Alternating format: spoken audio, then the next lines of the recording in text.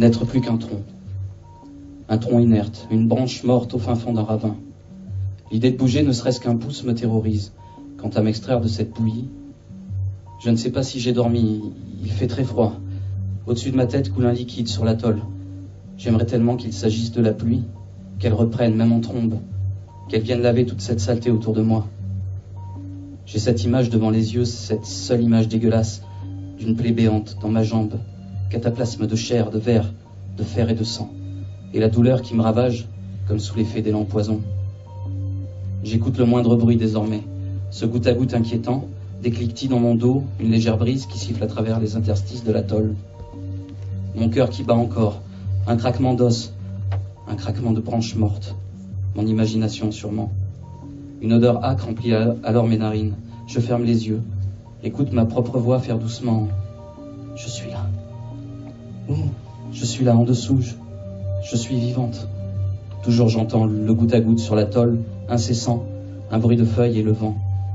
Il n'y a personne, je le sais. Combien de voitures ai-je croisées sur cette route avant l'accident? 3, 4 à tout casser.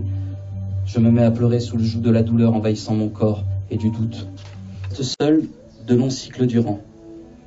La salle impériale est peut-être étincelante, offre une lumière superbe, des signes extérieurs de richesse, mais elle n'en est pas moins un cloître, un grand désert de solitude.